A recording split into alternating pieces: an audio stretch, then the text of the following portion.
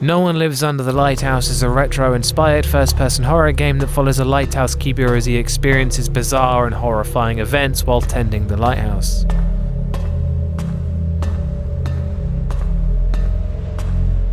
Atmosphere. With the game's title being what it is, the player is immediately set up to suspect something is under the lighthouse, and that anticipation drags on for the first few agonizing in-game days. You're expecting a reveal, and every time you have to go down there, you're on edge waiting for something to leap out at you, but it holds it off for a painfully long time. The game is filled with impending dread and bewildering events that sometimes leave you speechless.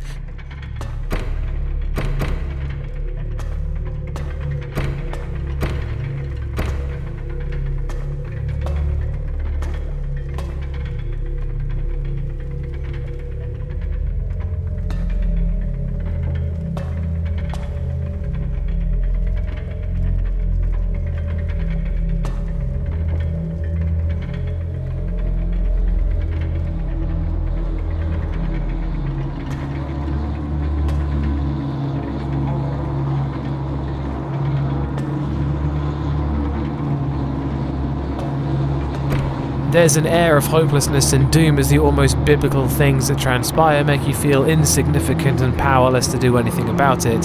You feel like you're being watched and toyed with in the days preceding the first attack. There's several foreboding events, like waking up and finding a trail of some black liquid leading from your bedside all the way down to a boat near the shore, and it feels like you've been violated in your sleep. From that point on, there's overwhelming paranoia, as even the shack you sleep in isn't safe. It's increasingly difficult to complete mundane tasks and fix problems caused by the unseen entities as the game goes on, with the overbearing feeling that something bad is going to happen to you and you're defenseless to stop it. But the game's twist is that halfway through it suddenly turns and plays the reverse horror angle and lets you terrorize the lighthouse keeper you previously played as. I find this part is fun, but the fear and paranoia that's been running through the game up until this point is kind of gone. There are some great moments sprinkled in where you get to explore a giant alien structure in the dark, and it's very ominous, but it kind of peaks for the first half of the game. That's one Harry Mason.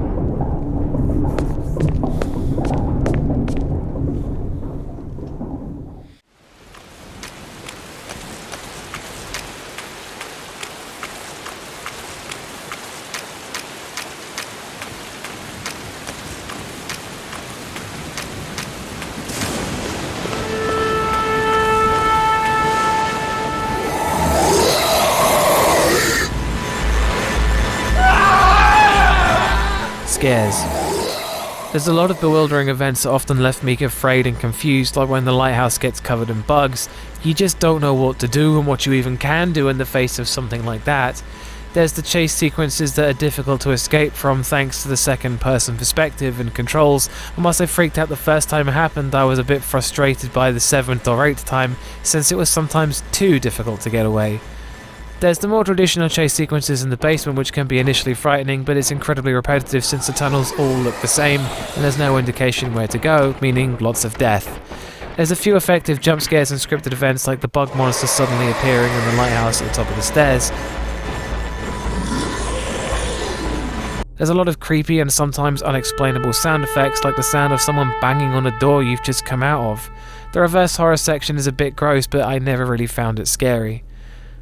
The game is only about an hour and a half long, and it delivers some frightening moments, but sometimes portrays these unique moments with difficult controls and vague objectives. Still, overall, it does the job. That's 2 Harry Masons. Sound design. There's only a few pieces of music to play during the game, and it's often long, reverb-soaked drones that slide up and down the scale. There's lots of incidental pieces that sounded like foreboding foghorns and low demonic rumbles that played at random. Everything in the game is just drenched in reverb, from the sound of the seagulls to the roar.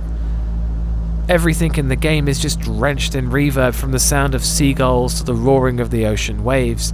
The sound effects are fantastic, sounding both eerie and horrifying, with the screams and bug noises being straight up haunting, and the sound of the footsteps on the metal grating just being especially atmospheric. There's no voice acting, and the directional audio is only there for a very limited number of things, with everything else done in PlayStation 1 style fixed sound effects like it's being played from a CD. The game's sound effects volume is incredibly loud and sometimes distorted, and with multiple ambient pieces playing over each other like rain and the seagulls, it becomes a bit nauseating, but that's probably the point. Overall, the sound design stays true to its retro-inspired roots, with some things being done extremely authentically. That's 3 Harry Masons.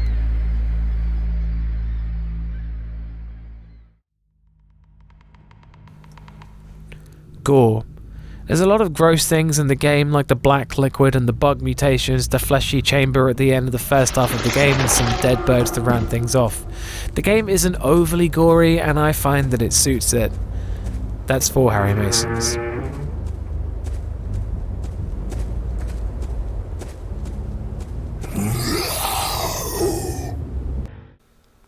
Story. The story follows a lighthouse keeper who is sent to replace the previous one. It jumps back and forward in time a lot, and it was sometimes disorientating and a little hard to follow which lighthouse keeper was which and what order the events took place in, thanks to the sudden jumps forward in time. But the most enticing thing about it is how little it explained. I wish it made certain elements more obvious so it's easier to work out, but it leaves a lot up to the player to interpret. Did the first lighthouse keeper find something that turned him into the monster that chased the second lighthouse keeper? It's hard to tell, and whilst a make your own meaning story can be fun, it would be better to have more to go on. Making the final score 4 out of 5 Harry Masons. No One Lives Under the Lighthouse was a surprising gem and really went above and beyond to not only give off a great cosmic horror vibes, but a genuinely great scares too, as well as the authentic PlayStation 1 experience. Again, I'd like to remind you this whole thing is down to my opinion in horror games. If you don't share this opinion, then that's cool, I get it. I'd like to point out that whilst I found what lived under the lighthouse, I did not scream like a banshee or run with the computer, and I advise you don't either. There will be more horror reviews in the pipeline, and thanks for watching. Always go check out Bumps in the Middle of the Night. Peace.